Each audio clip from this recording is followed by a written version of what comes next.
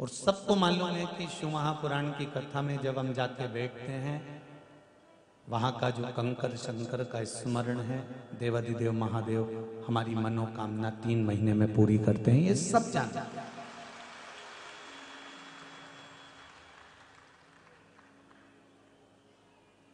कोई कोई दुकान पर बैठकर मेला लगा है, झूले झूल रहे हैं, दुकानें लगी है, कोई गुब्बारा बेच रहा है, कोई चाय बेच रहा है, कोई डोसा बेच रहा है, तो कोई कुछ बेच रहा है।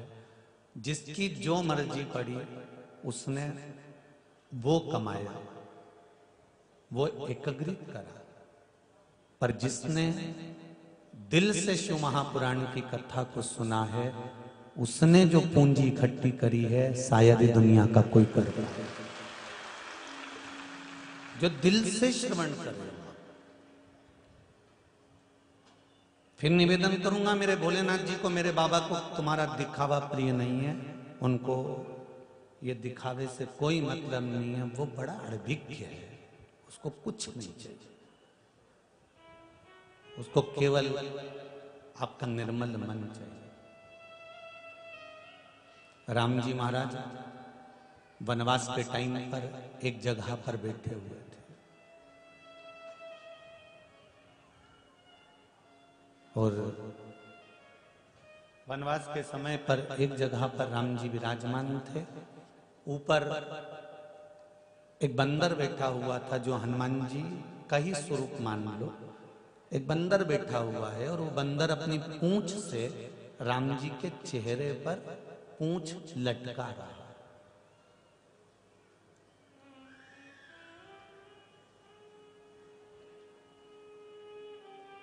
राम जी ने 2 बार पूंछ को उधर करा, बंदर नहीं हटा। थोड़ी देर लक्ष्मण जी ने भगाया, बंदर फिर आके बैठ गया। डाली के ऊपर से पूंछ राम जी के मुंह पर धीरे धीरे हिला रहा।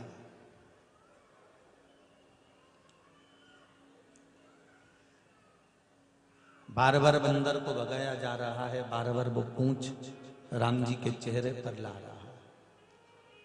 अब की बार लक्ष्मण जी को क्रोध आ गया और लक्ष्मण जी को क्रोध आया और उन्होंने धनुष और बाण उठाया और कहा, मैं बंदर को मार के रहूंगा। अब मैं इस बंदर को अभी मारता हूं, बताओ आपके चेहरे पर पूंछ मार रहा है, आपके चेहरे पर पूंछ दे रहा है। जरा सोचना तो चाहिए इस बंदर को।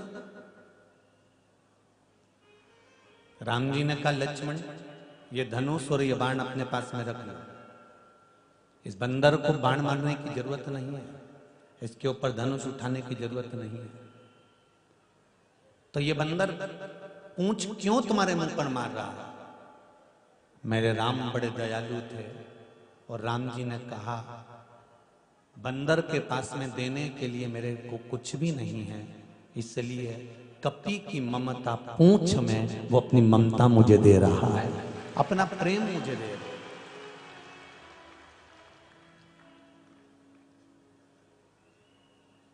जो बहुत बड़े नामों की घोषणा ना कर पाए हों, बहुत सारा धन ना दे पाए हों, हृदय में संकोच ना करिएगा। आपने मेरे शिव को समय दिया है, इससे कीमती दुनिया में कुछ नहीं हो सकता।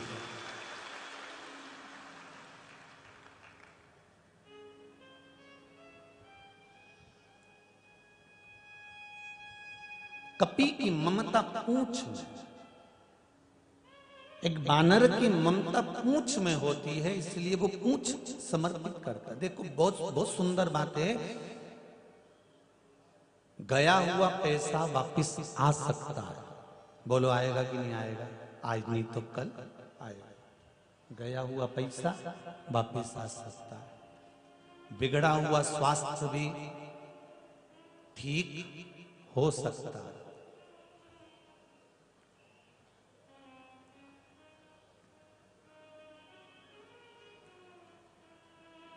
केवल एक समय ऐसा होता है जो चले गया फिर वापिस नहीं आता है।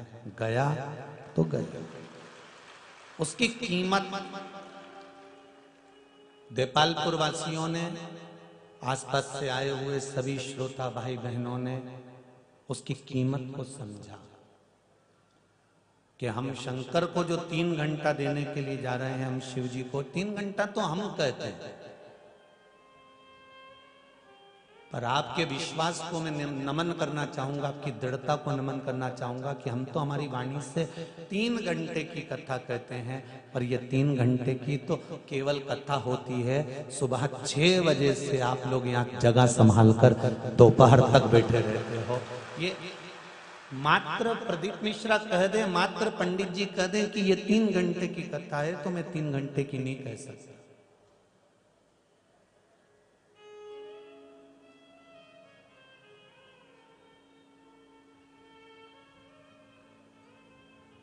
आज मीडिया वाले एक प्रश्न करे थे, इंदौर के दरबार भी उस समय पर साथ में बैठे हुए थे सुबह के समय, तो उन्होंने एक प्रश्न किया था कि ये 7 lakh public, 6 lakh public, 8 lakh public कैसे आ जाती है, उसका कुछ जवाब है? तो मेरा एक ही कहना था, केवल एक कहना था कि मेरा कृष्ण बंसी बजाता था और गोपियां दौड़कर आ जाती थी।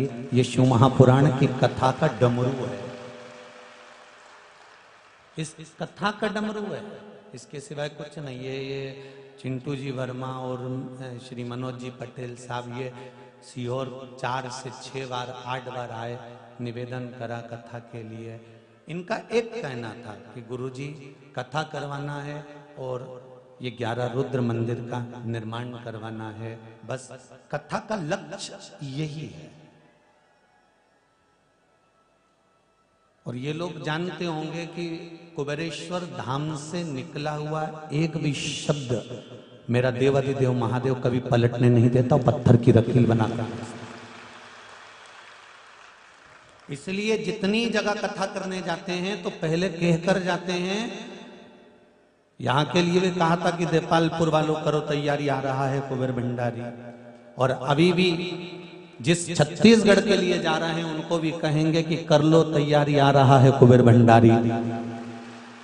जिस लक्ष्य से आप कथा सुनते हो, जिस मन से आप कथा सुनते हो, जो आशा लेकर सुनते हो, पूर्ण तो मेरे महादेव को करना है। हम तो उसके बच्चे हैं, आप और हम तो एक जैसे हैं। आप में और हम में कोई अंतर नहीं, बस विश्वास की दृढ़ता। और इन्होंने जो कथा मांगी है वो कुबेर भंडारी के दरवाजे से मांगी है। और कुबेरेश्वर बाबा के दरवाजे पर कहा कि 11 रुद्र मंदिर बनना चाहिए। साथ में इनने एक शब्द कहा था कि 9 देवी के भी मंदिर बन रहे हैं। तो मेरा कुबेर भंडारी तो भंडारी है, उसने कहा 11 के साथ 9 भी बना के ही छोड़ दो। अगली बार से कोई कथाकार ढूंढना नहीं पड़ेगा कि भैया कथा करो फिर मंदिर बनवाओ की जरूरत ही नहीं पड़ेगी। एक ही बार में झंझट समाप्त, पूरी की पूरी। वो शिव है।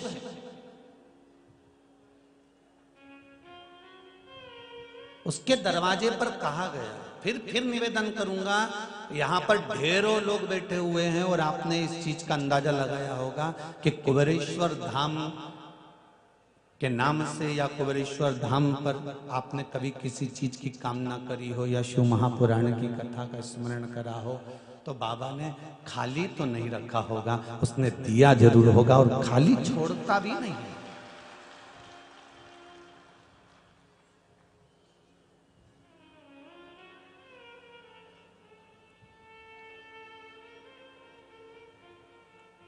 शिव है वो महाराज। आपने जो अपना समय दिया है, आपने अपना जो अनुकूल जितना बन सका आपने जो भगवान को दिया, वो खाली नहीं जाए। कलकत्ता में कहा था, एक लोटा पानी, एक बेलपत्र, एक चावल का दाना, एक पुष्प शिव को समर्पित करा हुआ खाली नहीं जा सकता। आप उससे निवेदन तो करो, आप उससे विनय तो करो, आप उसको बोलो तो।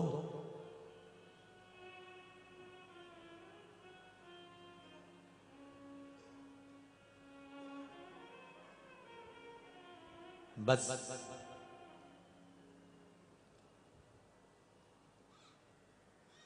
मर्यादा ना घटे, हमारा हिंदू धर्म, हमारा सनातनी धर्म आगे बढ़ता रहे और पूरे विश्व में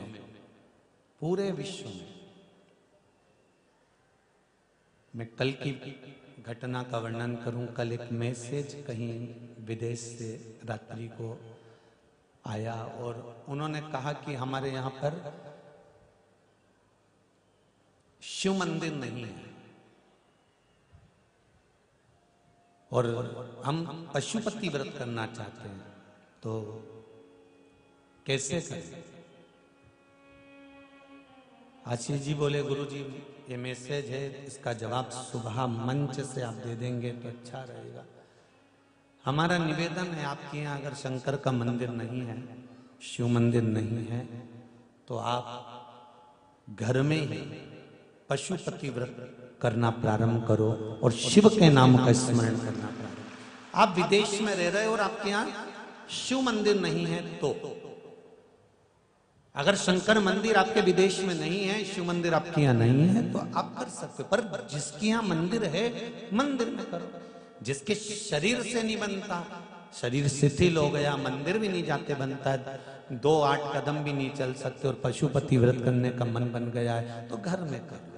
पर करो, शंकर को 1 लोटा पानी, शिव का स्मरण, शिव की भक्ति जरूरी है।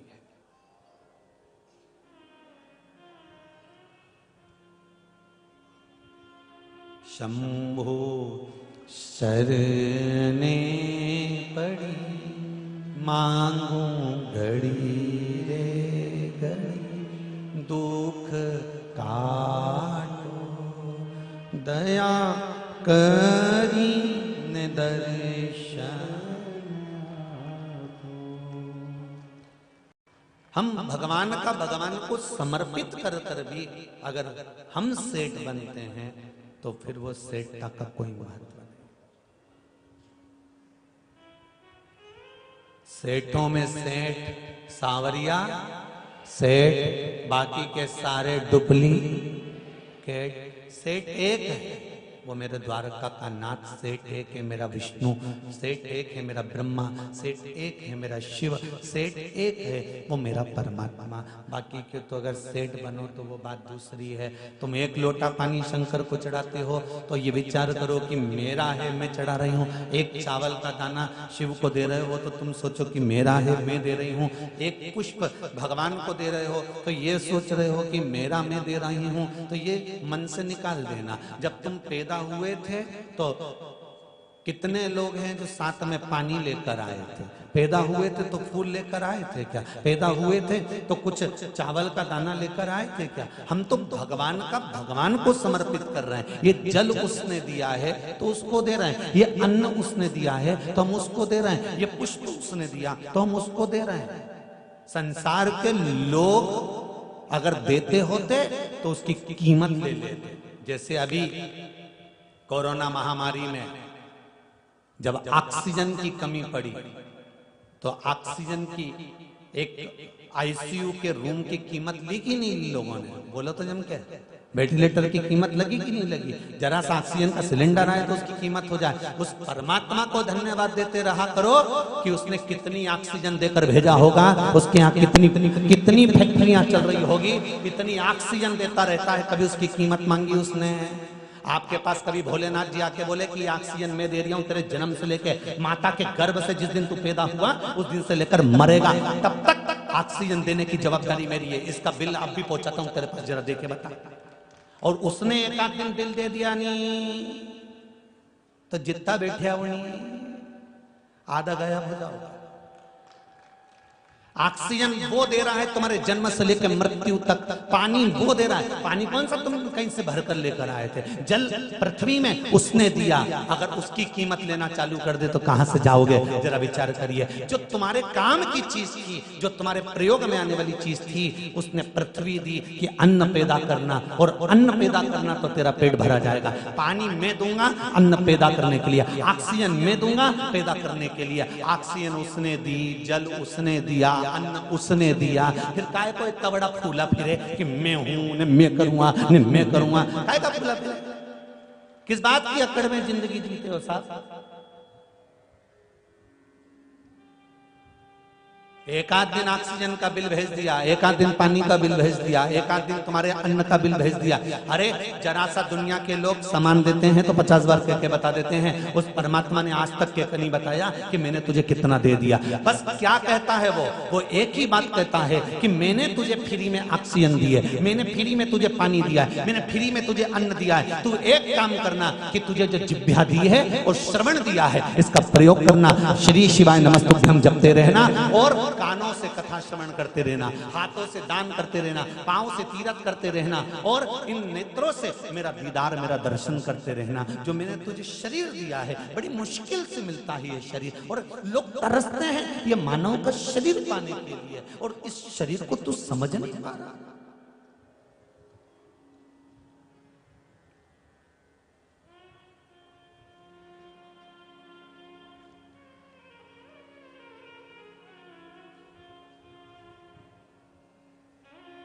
इस शरीर को समझो तो।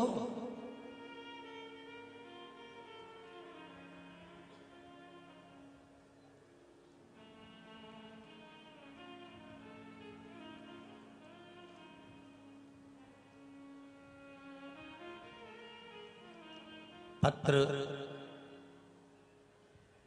दरबार के घर पे रह गया, अभी इन पत्रों में तो नहीं है वो पत्र हम दरबार को दे जाएंगे पढ़ना। उसमें एक लड़के ने पत्र लिखा है, गांव का नाम नहीं आ रहा मेरे को ध्यान में। एक तो तुम्हारे आसपास के गांव भी बड़े विचित्र हैं, नाम लेने में थोड़ा सा कौन सा गांव का नाम है वो ध्यान।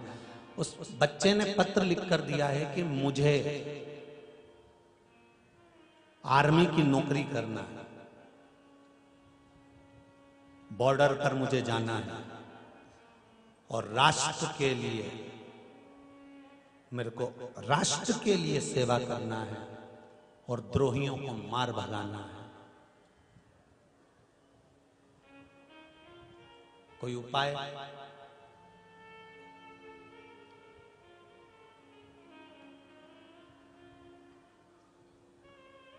कोई जरूरी है कि आर्मी की नौकरी मिलेगी तभी तुम राष्ट्र की सेवा करोगे?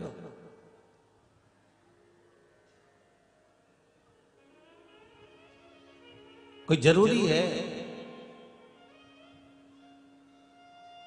कि जब तुम्हें पुलिस की नौकरी मिलेगी तब तुम राष्ट्र की सेवा करोगे? कोई जरूरी है कि जब तुम कोई राजनेता बनोगे तभी राष्ट्र की सेवा करोगे? अगर तमन्ना है तुम्हारे भीतर राष्ट्र की सेवा की, बॉर्डर पर जितने सैनिक खड़े हैं उनको सामने से आते हुए दुश्मन दिखते हैं, उनको सामने से आते हुए द्रोही दिखते हैं, उनको सामने से आक्रमण करने वाले दिखते हैं, और वो उनको बंदूकों से हथगोले से समाप्त कर देते हैं। उनसे बड़ा सैनिक होता है राष्ट्र के भीतर रहकर राष्ट्र की सेवा करने वाला, क्योंकि ये अंदर घुसे हुए दुश्मन हमें दिखते नहीं है और हमारे पास खड़े हो।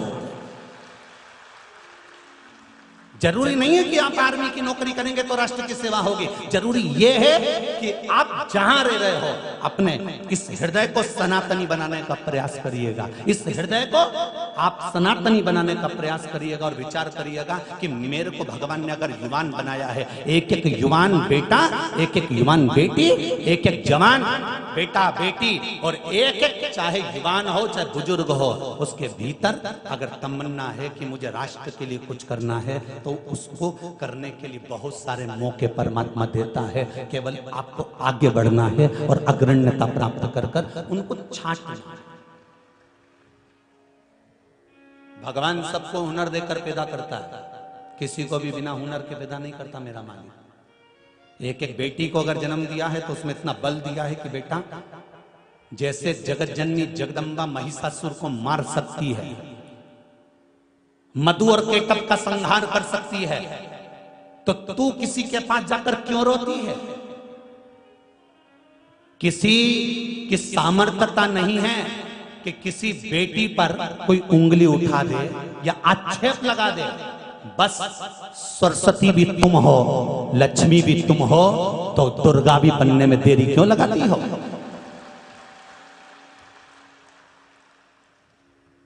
क्यों दुर्गा बनने में देरी लगाती है?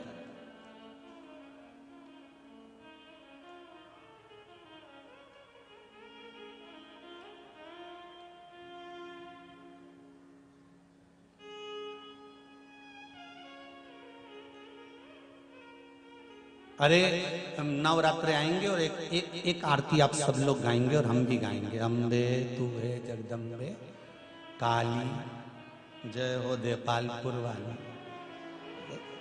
आरती आप भी गाएंगे, हम भी गाएंगे, है यही आरती गाएंगे ना। और तेरे भक्त जनों पर माता भीड़ पड़ी है भारी, और दानव दल पर टूट पड़ो माँ करके सिंह सवारी। सौ सौ सिंहों से तू बलशाली, अष्ट भुजाओं वाली, दुखियों के दुखड़े सवा। ये आरती आप भी गाते हो, हम भी गाते हैं। ये आरती केवल माता के लिए नहीं है, ये आरती एक एक माँ, एक एक बेटी जो भारत की भूमि पर जन्मी है उस सबके लिए है कि क्यों ना टूट पड़ो जब मौका मिल जाए। ऐसा लगे कि ये हमारे साथ गलत करने वाला है, ये हमें गलत तरह से फंसा रहा है, ये गलत तरह से हमारा प्रयोग कर रहा है, बस इतनी देर लग जाए।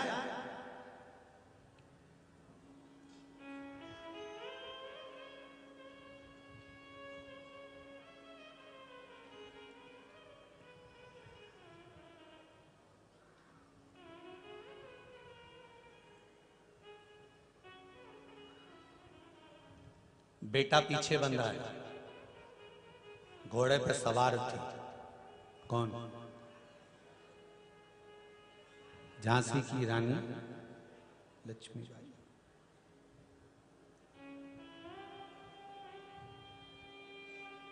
उसमें वो बल था जो एक एक नारी को उसने दिखा दिया।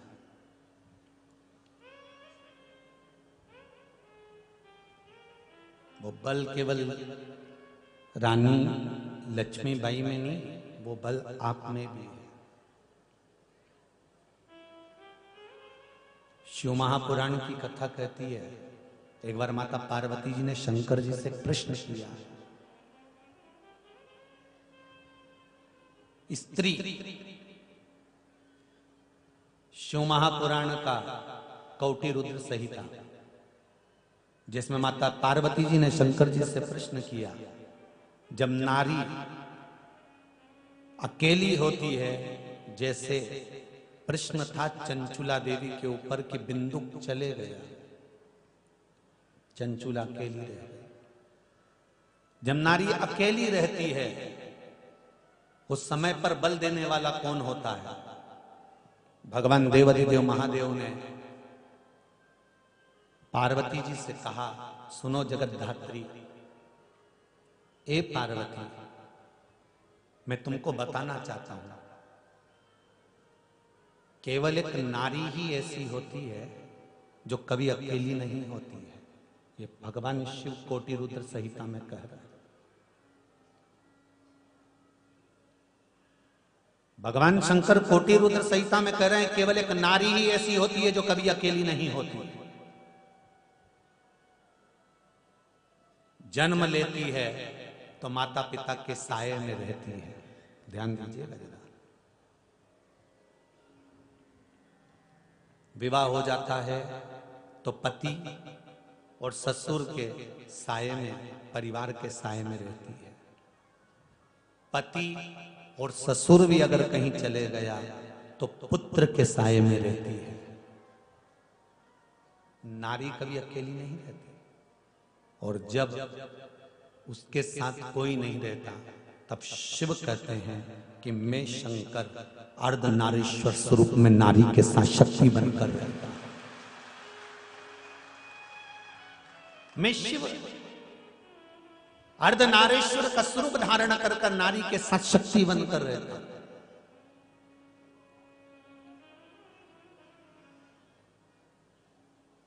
इसलिए शायद आज भी मर्यादा समाप्त नहीं होने दी है मेरी माताओं ने।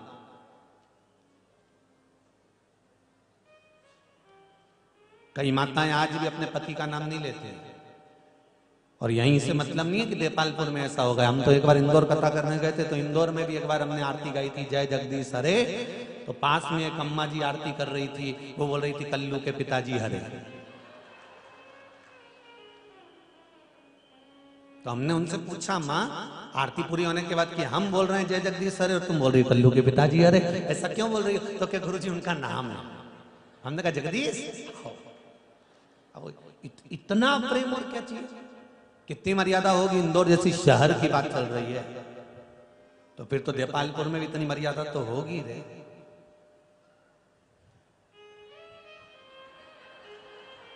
अरे तुम लोग तो एकदम मौन हो गए, बोल ही नहीं रहा कि यहां तो चलता है। ए भैरो नहीं चले नहीं, मर्यादा होना चाहिए। कितना सुंदर समाज। एक बार नगर पालिका वाले, पंचायत वाले, नगर निगम वाले एक दरवाजे पर पहुंचे और वहां जाकर उन्होंने घंटी बजाई, बेल बजाई, और बेल बजाई ने एक महिला बाहर निकल के उनसे पूछा तुम्हारा नाम क्या है? मेरा नाम कमला है। अच्छा कितने बच्चे हैं? 3 बच्चे हैं। अच्छा क्या नाम है? तो कि भैरू सिंह, लखन सिंह और करण सिंह। अच्छा ठीक है। पति का नाम? मुंडा ढक लिया। पति का जैसी बोला पति का नाम तो उसने मुंडा ढक लिया। अब सर्वे वालों ने कहा हम सर्वे करना है, पति का नाम तो बोलो। तो क्या कहीं हमारा पति का नाम मैं बोलूं? नहीं बोलूं। तो क्या अब तेरे पति का नाम तू नहीं बोलेगी तो कौन बोलेगा? नहीं बोलो जल्दी पति का नाम। उसने कहा मैं तो नहीं बोलूं।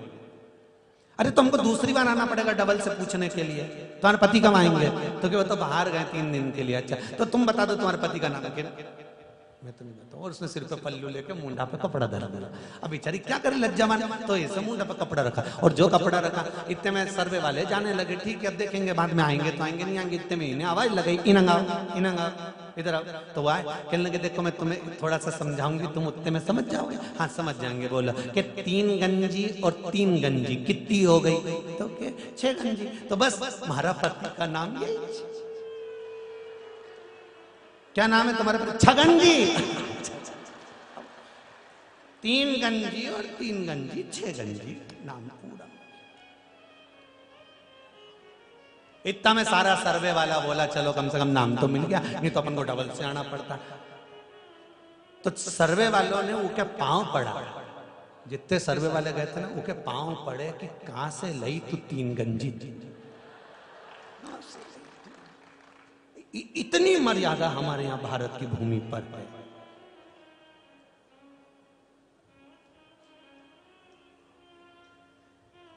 ये कोई भारत की भूमि कोई साधारण भूमि है जहां लोगों के भीतर मर्यादाओं का आनंद है साहब। कई लोग कहते हैं धर्म नष्ट होते चले जा रहा है, अधर्म बढ़ते चले जा रहा है। शिव महापुराण की कथा कहती है धर्म नष्ट नहीं हो रहा, केवल जगाने वाला चाहिए। और अगर एक बार जाग गया तो सोने वाला नहीं है, यह पक्का है। उसको जगाने वाला चाहिए। धर्म नष्ट नहीं हो रहा, उसको जगाया जाए।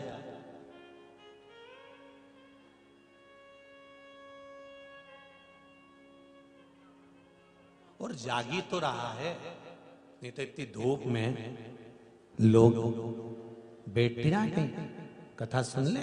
इतनी धूप पड़ी हुई है, इतनी धूप। और तो और क्या धन्यवाद दूं मैं आपको, क्या कहूं।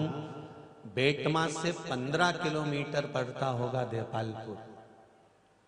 बेटमा से लेकर देपालपुर के बीच में जितने गांव पड़ते हैं, जितने भी क्षेत्र पड़ते हैं, केवल गाड़ी में से भी एक दर्शन करने के लिए लोग बताते हैं आधे आधे घंटे से खड़े रहते हैं पूरी रोड के किनारे, पूरी रोड के। अब कितना कितना धर्म का भाव लाओगे और क्या क्या होगा।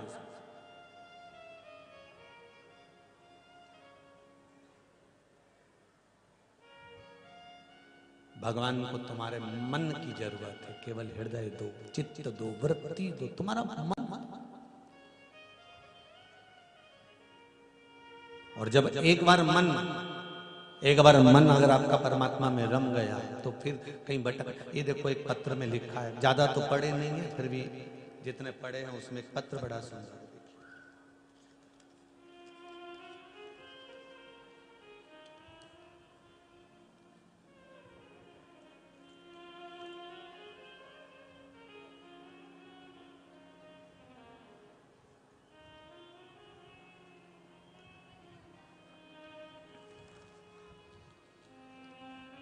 गौतमपुरा से राधिका चौहान, ये गौतमपुरा से लिखा है। कहीं बैठी हैं राधिका जी? राधिका जी चौहान गौतमपुरा से। इस पत्र में इन्होंने लिखा है, गुरुजी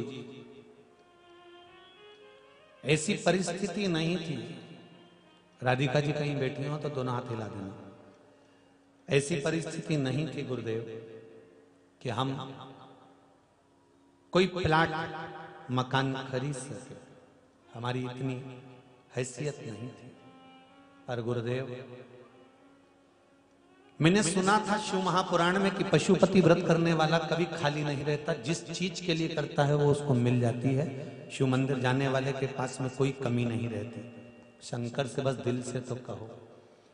उसने लिखा, आपके द्वारा बताया गया पशुपति व्रत किया और कल मेरे 5 सोमवार पूरे हो गए। जिस चीज के लिए करे थे वो प्लाट मुझे कल प्राप्त हो गया है। ये शिव है, ये शंकर।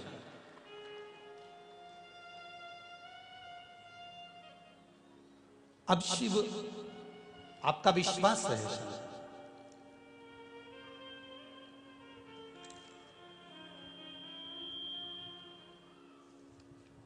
एक पत्र किसी ने लिखा है, मेरा नाम राजू बाई है, मैं धार जेतपुरा से हूं। कहीं बैठी हैं राजू भाई? राजू भाई है, धार जेतपुरा से हूं मैं। आप ही हैं मां? दोनों हाथ हिला दो एक बार। हर हर महादेव। आपने पत्र में लिखा है, गुरुजी मेरे पति को ब्लड प्रेशर था, शुगर थी, पैरालिसिस भी हो गया था। गुरुदेव बीमारी 6 साल से थी, मेरे पास में इतना धन भी नहीं था कि मैं ज्यादा इलाज करवा सकूं।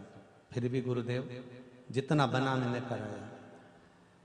एक मेरे पड़ोस की भाभी ने आकर मुझे बताया कि पशुपति व्रत करो और उस व्रत का उपाय करने के बाद में शिवजी पे चढ़ा हुआ जल बेलपत्र देना चालू करो। गुरुदेव पैरालिसिस में, बीपी में, शुगर में 9 से 10 लाख रुपए लगा चुकी थी। यहां तक कि अब मेरी कोई कैपेसिटी नहीं बची थी। ये पत्र आप लोग टीवी के माध्यम से भी देख रहे हैं, एलईडीओं पर भी देख रहे हैं। 9 से 10 लाख रुपए में खर्च कर चुकी थी, लगा चुकी थी, पर कोई फर्क नहीं आया। तब टीवी पर शिव महापुराण की कथा सुनना चालू करी और बेलपत्र का उपाय आपने जो बताया था वो करना प्रारंभ करा। आंवला नवमी के समय से जो बेलपत्र का उपाय बताया था वो करना जब प्रारंभ करा, शिव जी की ऐसी कृपा रही कि अब एकदम ठीक हो चुके हैं। कोई ना शुगर, ना बीपी और ना पैरालिसिस का। ये शिव है। बैठ जाओ बहन। हर हर महादेव। शिव कृपा इसको कर। अब शिव से दिल से कहो तो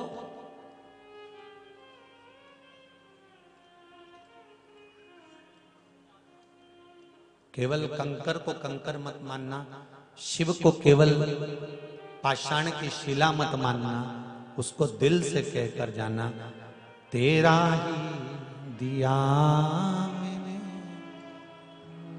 खाया पिया है, तेरा शुक्रिया,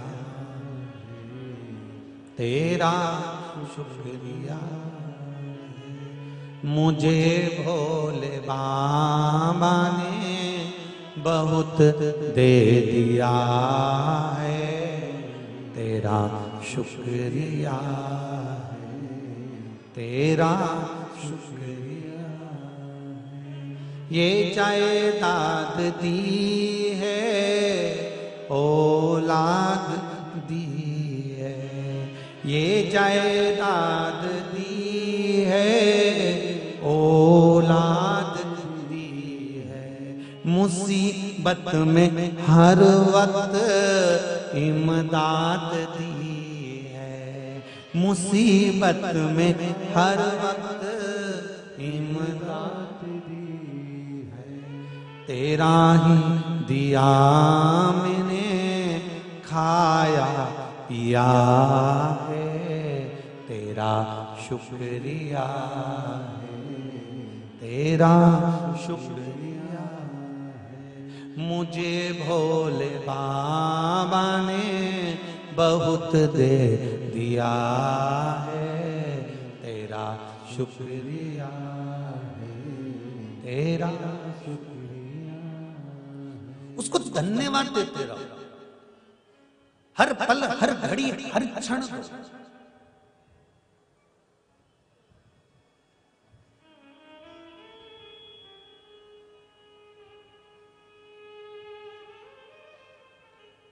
आप अगर धन्यवाद देना भी चालू कर दोगे ना तो बहुत कुछ दे दिया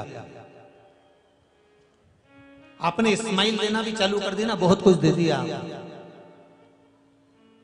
आपने। हृदय से, दिल से, चित्त से, वृत्ति से, मन से उसको मस्तक नवाना चालू कर दिया ना, बहुत कुछ दे दिया, बहुत कुछ दे दे।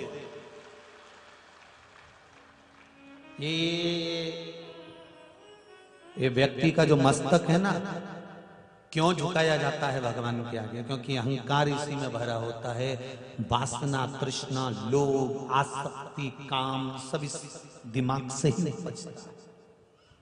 इसको भगवान के चरणों में जब झुकाया जाता है, वो कहते हैं ना, घड़े को उंडेल दो खाली हो गया। उसी तरह भगवान शिव के मंदिर में जाकर, परमात्मा के दरवाजे पर जाकर, सदगुरु के द्वार जाकर, शिव महापुराण में जाकर, परमात्मा के दरवाजे पर जाकर, घर के बड़ों के आगे, घर के बुजुर्गों के आगे, माता पिता के आगे इस शीश को थोड़ा सा उंडेल देना चाहिए, थोड़ा सा झुका देना चाहिए। झुका देने से ये सब कुछ बाहर निकल जाएगा। अहंकार, काम, लोभ, वासना, तृष्णा, आसक्ति जो जो भरा हुआ है सब निकल कर बाहर हो जाएगा। इसको उंडेल दो।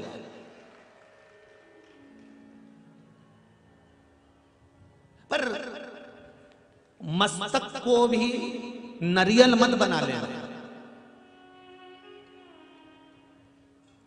10 रुपए का नरियल ले लो, जहां मर्जी पड़े वहीं फोड़ दो।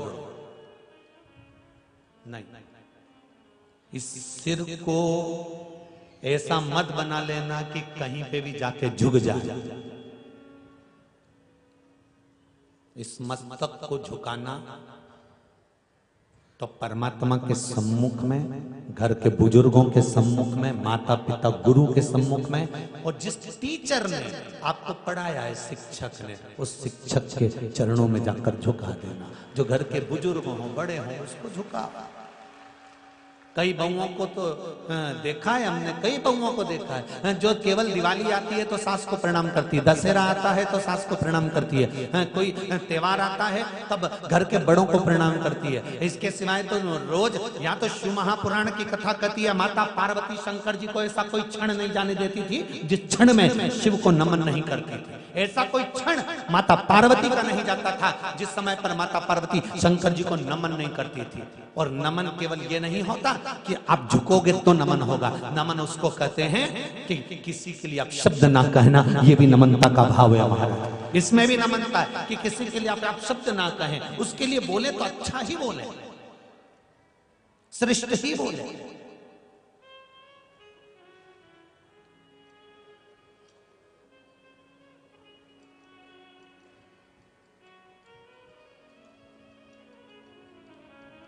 मत बुरे कर्म कर बंदे वरना पछताएगा। भगवान की आंखों से तू बच नहीं पाएगा, तू बच नहीं पाएगा।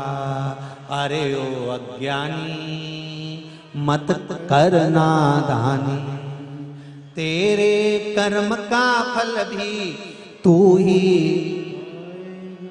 ऐसे नहीं, जरा उंगली उठाकर, तेरे कर्म का फल भी। सुन ले सीहोर वाले महाराज, तुम उधर से इधर उंगली करो, हम इधर से उधर डरना नहीं अपने को किसी से। हम किसी से काम, हम सभी खट्टे महादेव के पट्टे, काय को डरे।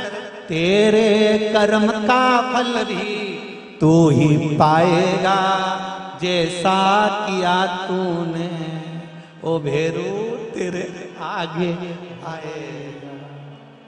इसलिए अभी भी सावधान हो जा, कुछ नहीं बिगड़ा, अभी भी नहीं बिगड़ा।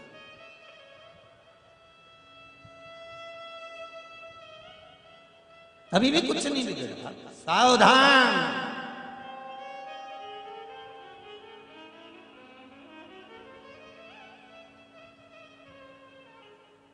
इसलिए फिर कहें, भोले बाबा के दरबार में सबका खाता,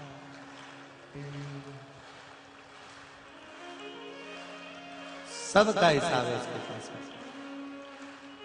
सबका, एक को भी नहीं छोड़ता। जितना तेरे भाग्य में होता, ओ जितना तेरे भाग्य में होता उतना ही फल पाता है। मेरे बाबा के दरबार में सबका खाता है। मेरे बाबा के दरबार में सबका खाता है। भोले बाबा के दरबार में सबका खाता है। भोले बाबा के दरबार में सबका खाता है। जितना जिसके भाग्य में होता हो, जितना जिसके भाग्य में होता, मेरे बाबा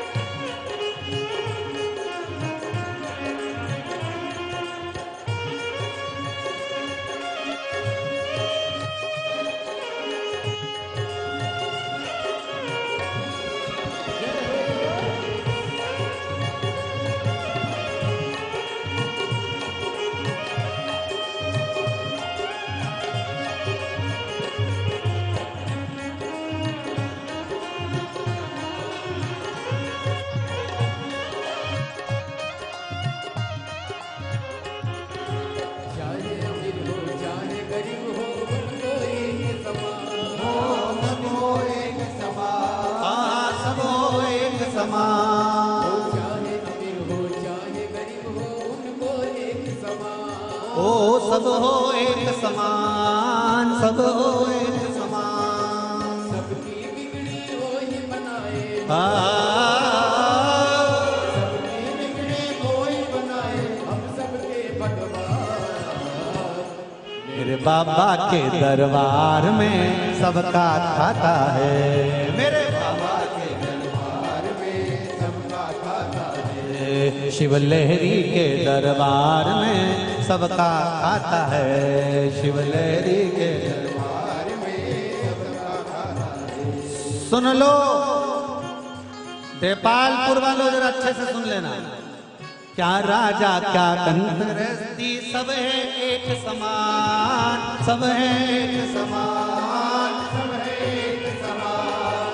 क्या राजा क्या कंदरस्ती, सब है एक समान, सब है एक समान।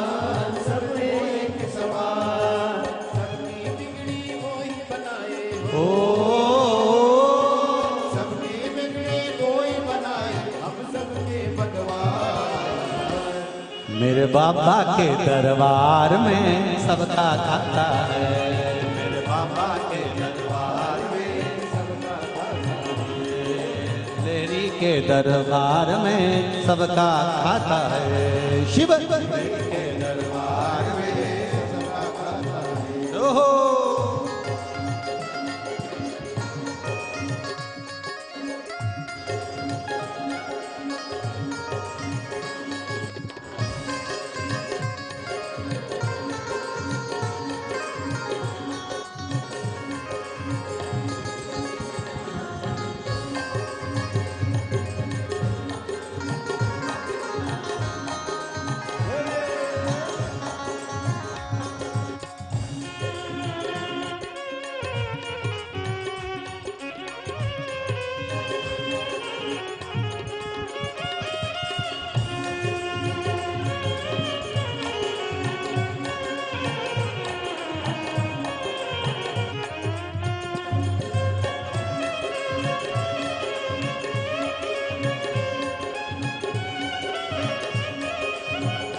दोनों हाथों से ताली से हर हर महादेव।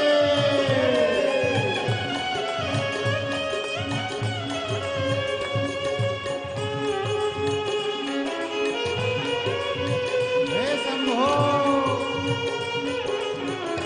शंभो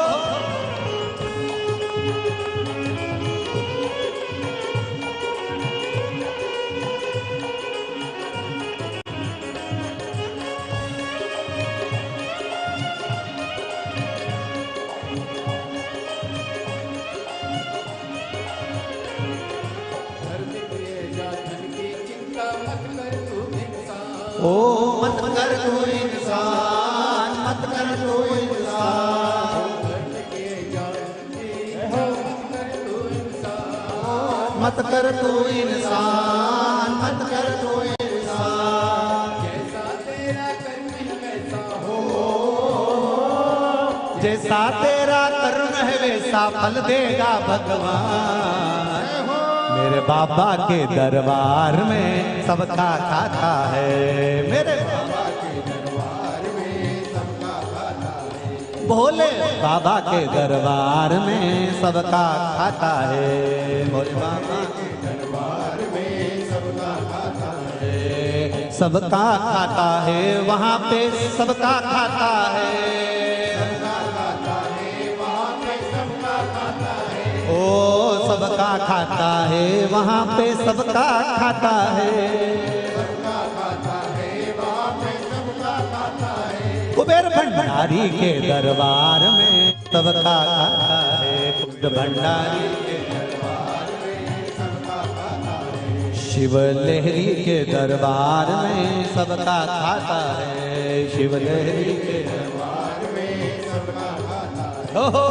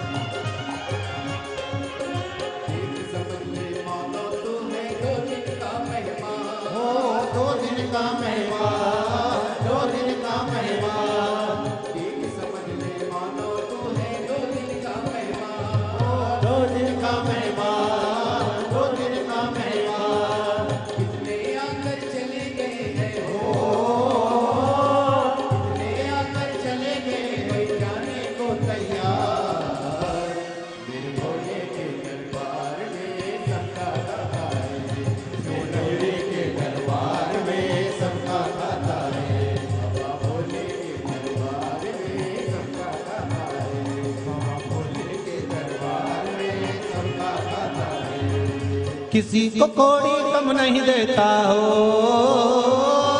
किसी को कोड़ी।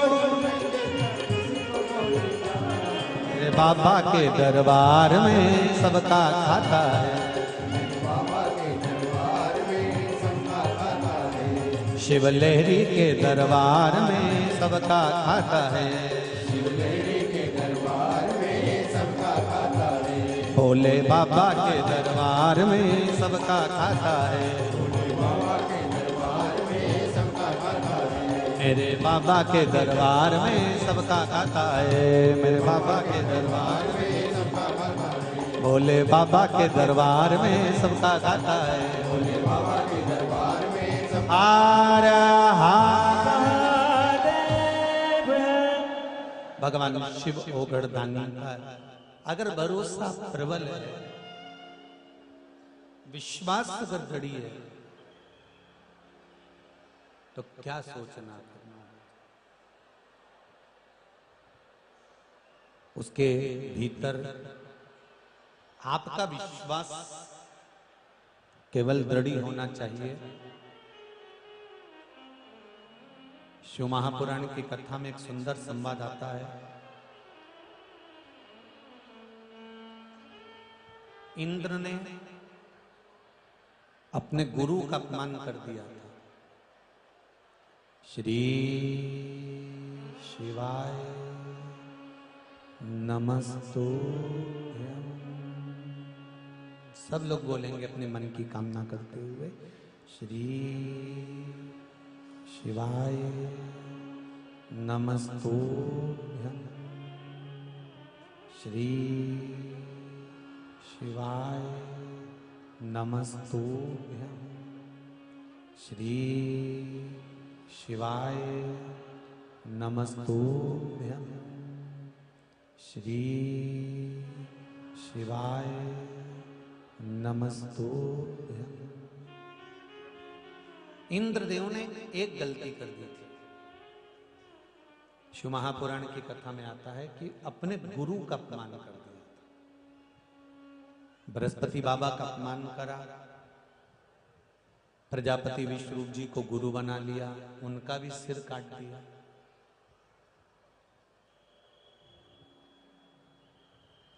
और बाद में हुआ क्या, एक कमल की डंडी के अंदर इंद्र को छुपना पड़ा। एक कमल की डंडी के अंदर। और महाराज देव ऋषि नारद ने जाकर निवेदन करा कि इस कमल की डंडी से बाहर निकलो, और तुमने जो गुरु की हत्या करी है, माथे पर तुम्हारे गुरु हत्या का जो दोष लगा हुआ है, उसको समाप्त करने के लिए कुछ तो करना पड़ेगा। 4 स्थान पर गुरु हत्या के पाप को बांट दिया। कितनी जगह पे बांटा है? 4 जगह। पहला, जल देव के पास में गए, हे जल नारायण, हे पानी देव, जल देव, जल नारायण, आप हमसे ब्राह्मण हत्या का अंश ले लीजिए। जल नारायण ने कहा, ब्राह्मण हत्या का अंश हम क्यों ले, इससे हमको क्या फायदा होगा? तो इंद्र ने कहा, तुम्हें कलकल की ध्वनि कर कर सदा प्रवाहित करते रखेंगे, इसलिए तुम ब्राह्मण हत्या का थोड़ा सा फल ले लीजिए। जलदेव ने ब्राह्मण हत्या का अंश लिया। जल के ऊपर जो फेन रहता है वो ब्राह्मण हत्या का अंश रहता है। ग्रामीणों में, गांवों में कई जगह पर आपने देखा होगा, पहले जब पंगत लगती थी भोजन की, पहले जब भोजन की पंगत लगती थी, यहाँ पर बहुत लोग ग्रामीण अंचल से आए हैं और बड़े बड़े पटेल लोग बैठे हुए हैं, बुजुर्ग लोग भी बैठे हुए हैं। कई बुजुर्ग लोगों के ध्यान में होगा, माताओं के भी ध्यान में होगा, आज के लोगों को तो ध्यान में नहीं होगा, पर पुराने लोगों को ध्यान में होगा कि जब गांव की पंगत लगती थी, समाज के लोगों की जब भोजन की पंगत लगती थी, शादी हो चाहे ब्याह हो चाहे नुक्ता हो, जब भोजन कराने बिठाते थे तो सबसे पहले पानी का गिलास भरते थे। क्या भरते थे? पानी का लोटा, पानी का चरू, पानी का गिलास पहले भरते थे। उसके बाद पत्तल आती थी, फिर पत्तल के बाद में फिर खाने का सामान, जो भी पूड़ी है, भजिया है, पकोड़ा है, गुलाब जामुन है, जो भी सामान है, उसके बाद सबसे पहले आता था पानी का गिलास। कारण क्या होता था पानी का गिलास आने का? क्योंकि पहले के लोग विद्वान होते थे, उनमें इतनी विद्वत्ता होती थी, इतनी विद्वत्ता होती थी कि उनको मालूम है कि अगर भोजन करते समय पानी आएगा, कोई कूड़ के जाएगा तो उस पे पानी में बुलबुला आ जाएगा, फेन आ जाएगा। अगर बुलबुला आ गया तो उसमें ब्राह्मण हत्या का दोष लग जाएगा, और बुलबुले वाले पानी को, फेन वाले पानी को कोई पिएगा तो उसको ब्राह्मण हत्या का अंश लग जाएगा। मतलब उसने 6 महीने तक जो दान करा, पुण्य करा, सत्कर्म करा, भजन करा, कीर्तन करा, वो सब नाश हो गया। इसलिए विद्वान लोग, पुराने जमाने के जितने बुजुर्ग लोग यहाँ बैठे होंगे वो जानते होंगे कि भोजन कराने के पहले पानी का गिलास भरा जाता था कि जब तक थाली आएगी, पत्तल आएगी, भोजन लगेगा, तब तक इसमें अगर पानी का बुलबुला होगा, फेन होगा तो वो शांत हो जाएगा, वो समाप्त हो जाएगा। क्योंकि जल के ऊपर जो फेन होता है, जल के ऊपर जो बुलबुले होते हैं, वो ब्राह्मण हत्या का अंश है।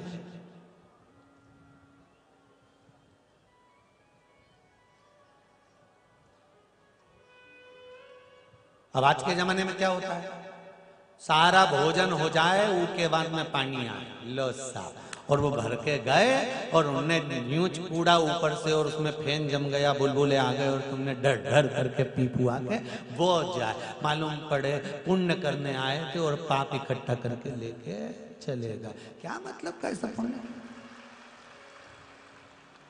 शहर वालों से भी निवेदन करूंगा कि गांव के लोगों से, ग्रामीण लोगों से थोड़ा थोड़ा सीखने का प्रयास करो कि क्यों पानी पहले भरा जाता था, बाद में पत्तल आती थी, बाद में भोजन कराते थे, पहले पानी लाके रख देते थे। और चले जाओ उत्तर प्रदेश में, और चले जाओ बिहार में, तो वहां पर आज भी नियम है, पानी का गिलास सामने रख देंगे पर पीने नहीं देंगे, पहले उसको गुड़ खिलाएंगे, मीठा खिलाएंगे, कुछ भी ला कर देंगे कि पहले ये मीठा खाओ, गुड़ खाओ, कुछ भी खाओ, पर ये खाओ।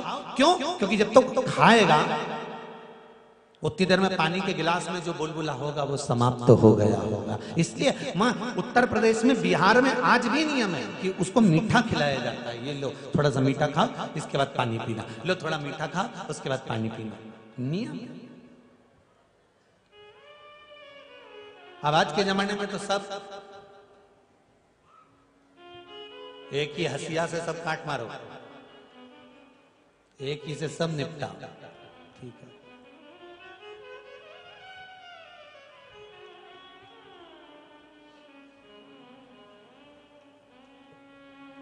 सबका सम्मान हो और सबके सम्मान में एक अंतर हो, सबका आदर और उसके आदर में भी एक अंतर हो। ससुर आया है तो ससुर का सम्मान उस हिसाब से होना चाहिए, पति आया है तो पति का सम्मान उस हिसाब से होना चाहिए, काका जी आया है तो काका जी का सम्मान उस हिसाब से होना चाहिए।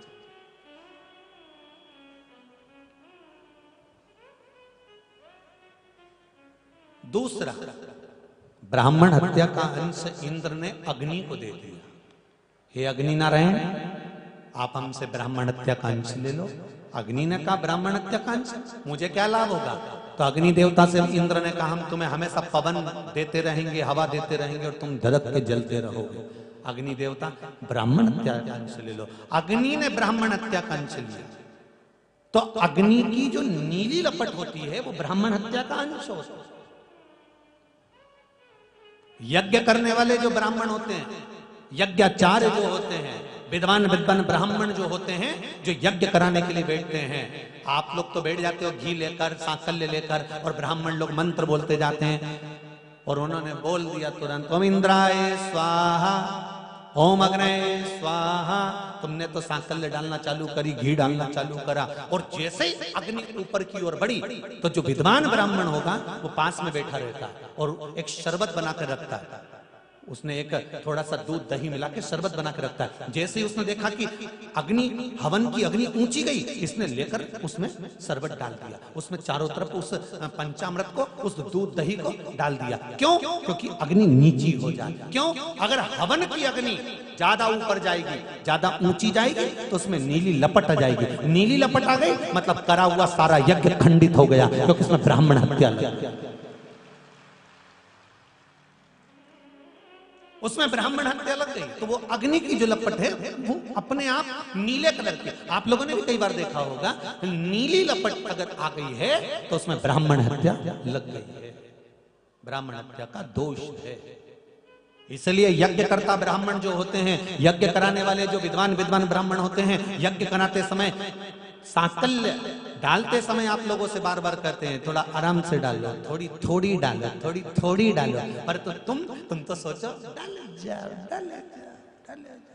तो वो तुम तो डाले जाओ, परंतु वो अग्नि जब ऊंची जाएगी तो उसमें ब्राह्मण हत्या लग जाएगी। उसमें नीले कलर की अगर लपट आ गई तो उसमें ब्राह्मण हत्या लग जाएगी।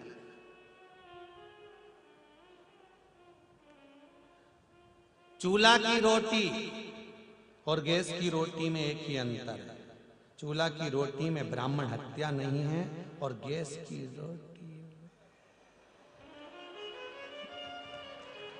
तुम जैसे गैस जलाओगे वो किलो नीले कलर की आएगी। अब के महाराज जी हम तो इतनी कथा सुने, हमारे बराबर किने नहीं सुनी, हमने तो खूब कथा सुनी महाराज जी, हम तो बेकुंठ जाएंगे ना। हमने कहा देखेंगे ऊपर आएंगे जब मिलेंगे, अब ये तो हमको भी नहीं मालूम कि बेकुंठ। चूल्हा की रोटी में पीली लो रहती है, चूल्हा की रोटी में अंगारे पीले रहते हैं और गैस की रोटी में नीली लपट में रोटी सिकाती है। अब कई करें इनका करें क्या, वो जीना तो पड़े, कई करें तो अब क्या करें फिर, तो क्या गैस की रोटी नहीं खाए महाराज? नहीं, तुम तो खाओ, कौन न मना कर कि नहीं खाए। एक काम तो कर सकते हो, क्या जितने लोग गैस की रोटी खाने वाले हैं सुन लेना जरा अच्छे से, उसमें नीली लपट रहती है। क्या गैस की रोटी नहीं खाए? खूब खाओ, पर एक काम करो, जब भोजन की थाली तैयार होकर तुम्हारे सामने पहुंचे, हाथ जोड़कर मेरे भोलेनाथ जी को बुलाकर कहना इसको प्रसाद कर दीजिए। आप जहर को अमृत कर सकते हो, इसको भी अमृत कर सकते हो, इतना तो कर सकते हो। कितने लोग गैस की रोटी खाते हैं? जरा हाथ उठाओ। ये तेरा क्या होगा रे कालिया, धर लो,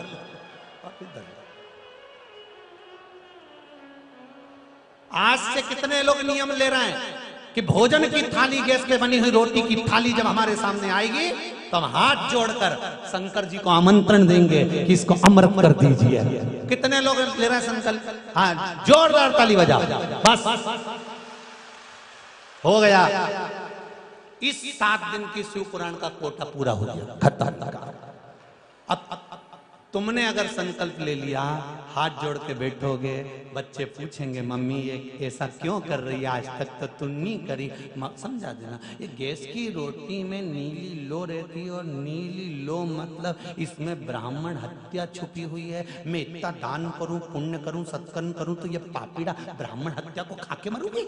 मैं नहीं जाऊं ऐसा। इसलिए मैंने सोच लिया हाथ जोड़ के थाली के सामने 1 सेकंड के लिए कहूंगी, हे भोलेनाथ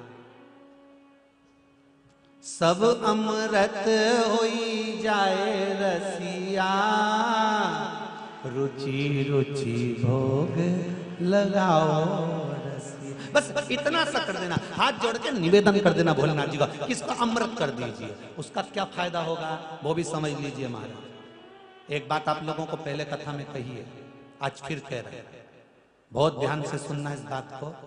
जो दवाई, जो गोली तुमको नहीं लगे, जो दवाई गोली नहीं लगे ना, उस दवाई गोली को हाथ में ले लो और शिव जी से कहना, भोलेनाथ जब तूने देवताओं के हित के लिए विष पी लिया था और देवताओं को अमृत दे दिया था, ये गोली मैं खा रही हूं, स्वीकार तुम करना और इसको अमृत बनाकर मेरे शरीर में भेज देना। शिव को कहो।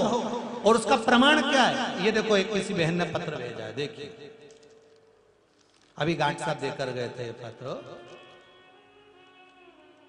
श्री शिवाय नमस्तुभ्यम।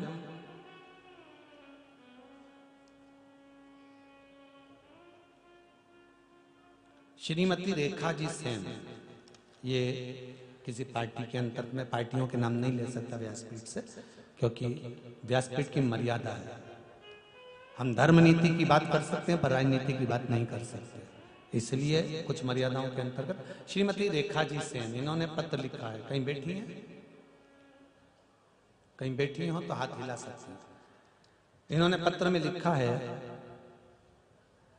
गुरुदेव 25 सितंबर 2021 को कुबेरेश्वर धाम आई थी, बाबा से मन्नत लेकर गई थी, जो कि मेरी मन्नत पूर्ण हुई है। उसके बाद गुरुदेव कुछ समय बीता और 2 महीने के बाद मेरा स्वास्थ्य खराब हो गया। कहीं बैठी हैं तो हाथ हिला सकती हैं। 2 महीने बाद बहुत ज्यादा खराब हो गया स्वास्थ्य। बॉम्बे हॉस्पिटल इलाज के लिए ले गए, वहां मुझे सोनोग्राफी के लिए कहा और उसमें मुझे किडनी छोटी तथा उसमें गठान थी, उसको वो गठान जो थी वो फूटने के कारण बस उसमें पस भर गया था। गठान के अंदर गठान जो थी फूट गई किडनी के पास में और पस भर गया। फूटने के कारण पस भर गया था। डॉक्टर ने मुझे जवाब दे दिया था, मेरे पूरा परिवार आंखों से आंसू बहा रहा था, क्योंकि प्राण बचने का भी जवाबदारी डॉक्टरों ने मना कर दिया था। 4 महीने डॉक्टर कह दिए हैं, थोड़ा बहुत समय अगर है तो आप हैं। गुरुदेव 4 महीने तक मुख में कुछ गया नहीं, ये स्थिति हो गई। गुरुदेव 4 महीने तक भोजन नहीं किया, एक लाश की तरह पड़ी रही। तब मेरे परिवार में से किसी ने शिवजी पे चढ़ी हुई एक बेलपत्र और जल ला कर दिया और कहा, अब तू एक काम कर, सारी दवाई तो कर ली है, अब ये जल और ये बेलपत्र खाना चालू कर। 4 महीने तक अन्न नहीं खाया, केवल शिवजी पे चढ़ा हुआ जल और बेलपत्र खाना चालू करा। गुरुदेव बाबा की ऐसी कृपा हुई कि मैं पूर्ण तरह से ठीक हो गई हूं। और एक लाइन इन्होंने बड़ी सुंदर लिखी है, एक लाइन कितनी सुंदर लिखी है उसको देखिएगा। ये लाइन जरूर दिखाना आस्था चैनल पर, जो ने लिखी है, दूसरी सोनोग्राफी कराने गाड़ी से डॉक्टर के यहां गई तो डॉक्टर कहते हैं कि कौन सी दवा थी ऐसी जो आप पर असर कर गई, ये भूतो ना भविष्य थे। ऐसी कौन सी दवा थी जो आप पर असर कर गई? ये शिव, ये शंकर। मेरा निवेदन केवल इतना है, अगर आप माना गैस पर बनी हुई रोटी खा रहे हो, जितने लोग आस्था पर सुन रहे हैं, जितने लोग फेसबुक यूट्यूब पर सुन रहे हैं, खाओ, पर उसमें नीली लपट आती है। ऐसा नहीं कि पंडित प्रदीप मिश्रा नहीं खाता होगा, उसके घर में चूल्हा जलता होगा, हम भी खाते हैं। आप और हम अलग नहीं है। फिर कहेंगे, अगर एक कथा वाचने वाला कथा वाच रहा है, अपनी किताब पूरी खोल कर बाचेगा, तो बाचने का भी आनंद होगा और सुनने का भी आनंद होगा। जितना आपसे कहते हैं उतना पहले अपने पर भी अमल करते हैं, उसके बाद कहते नहीं तो कहते नहीं है। इस व्यासपीठ से ये नियम बनाकर रखा है कि अपने, अगर आपसे कहेंगे कि इतना घूंघट करो, तो अपनी धर्मपत्नी का भी हम उतना, आप कभी आए तो कई लोग बैठे होंगे जिन्होंने अभी तक हमारी धर्मपत्नी का मुख तक नहीं देखा होगा, और आपके क्षेत्र की बेटी है जिसमें इतनी मर्यादा में रहती है, आप आकर देख सकते।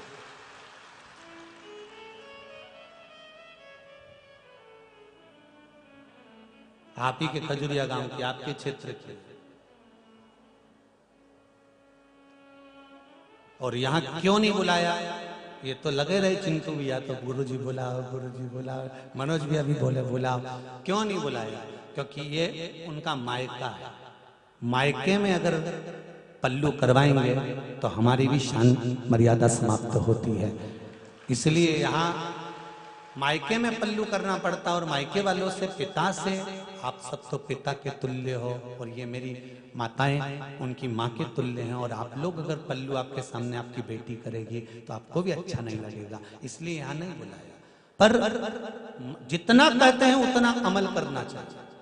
और केवल आप लोगों के सामने अगर हम गैस की बनी रोटी खाते हैं तो पहले शंकर जी को आमंत्रण देकर बुलाते हैं कि सब अमृत कर दे, तू तो विष पी कर देवताओं को अमृत देता है, तो क्या इसमें अमृत नहीं कर सकता? इतना ही तो बोलना है आपको। बोल सकते हो ना इतना? जम के तो बोलो, बोल सकते हो ना?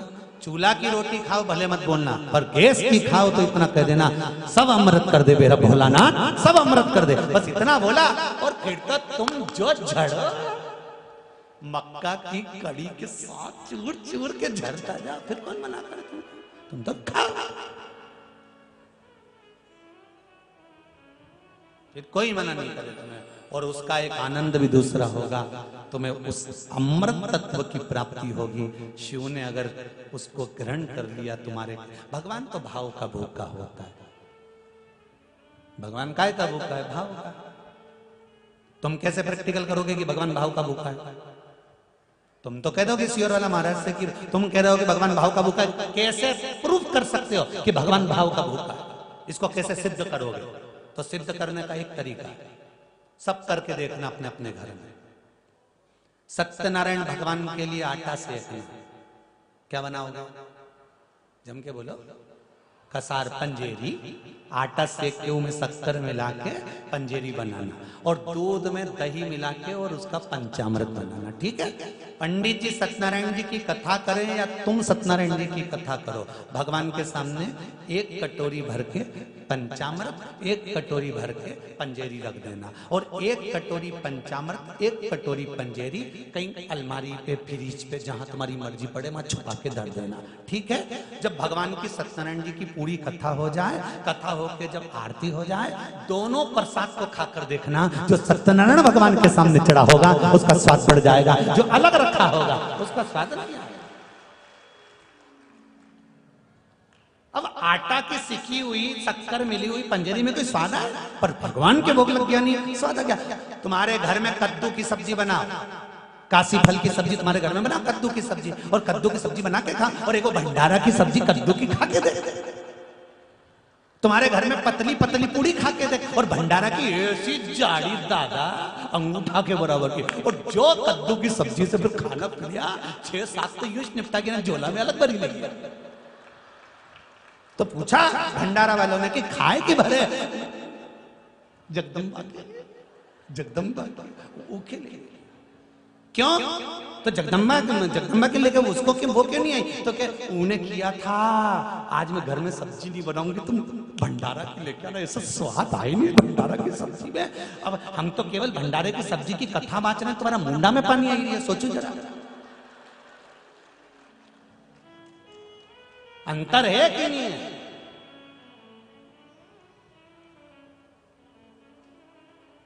जो भगवान को दे दिया उसमें स्वाद बढ़ गया। तो आपने शंकर जी से कह दिया अमृत कर दो, शिव जी ने पा लिया। इतना तो कहना बहुत, कई लोगों से तो मन कह ही नहीं, साहब चाय पी लो साहब, बस इतना ही कह दो ना, झूठा मुंह ले साहब, आया हो इतनी दूर, नहीं तुम हमारे देपालपुर आया साहब इतनी दूर से,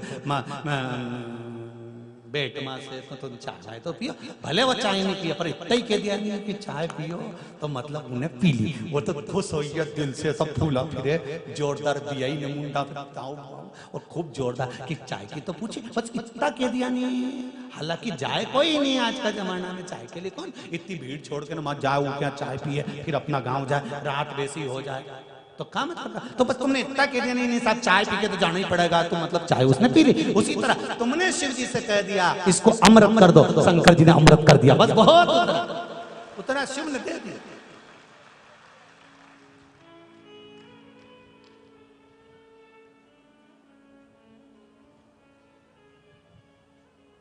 सब अमृत होई जाए रसिया, रुचि रुचि भोग लगाओ। हे प्रभु ये सब अमृत। तो दूसरी ब्राह्मण हत्या को दिया है, पहली किसको दी है? जम के बोलो, पानी को। दूसरी बोलते जाओ जरा, अग्नि को। तीसरी ब्राह्मण हत्या दी पृथ्वी। हे पृथ्वी आप हमसे ब्राह्मण हत्या का अंश ले लो।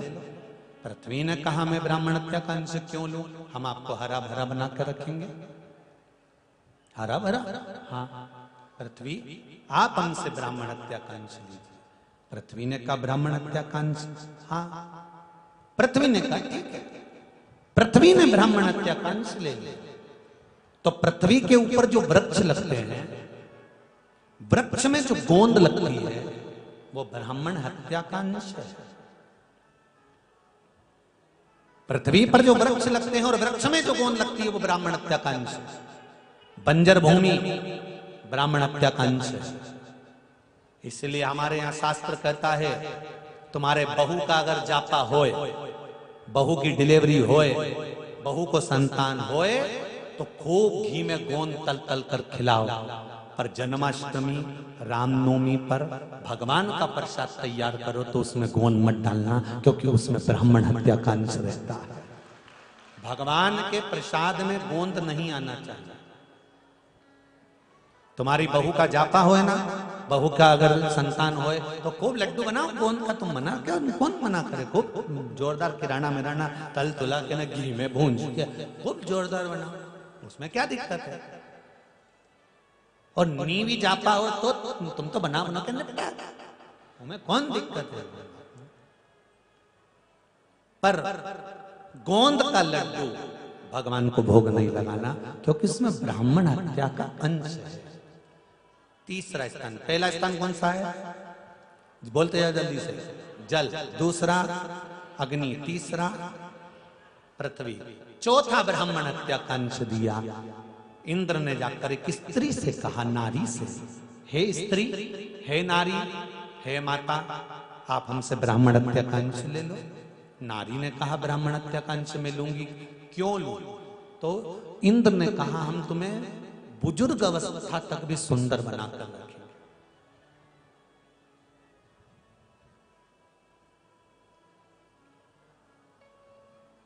अब भगवान ने तुमको पहले से इतनी सुंदरता देके रखी है, ईमानदारी से बोलो। एक ब्यूटी पार्लर, देपालपुर में 22 ब्यूटी पार्लर हैं। क्यों नागर जी कहां गए? सही है, 22 ब्यूटी पार्लर है पूरे देपालपुर। ज्यादा निकल जाएंगे, कम नहीं निकलेंगे इससे।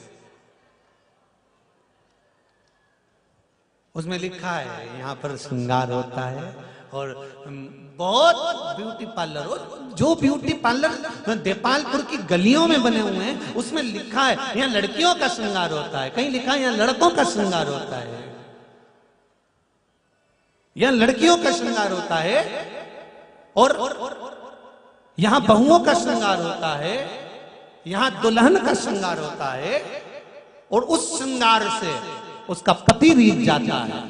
ये ब्यूटी पार्लर बाहर है जहां पर बाहर का श्रृंगार होता है। एक ब्यूटी पार्लर 7 दिन का यहां लगा हुआ था जिसमें आत्मा का श्रृंगार होता है, जिससे शिव शंकर रीझ जाता है।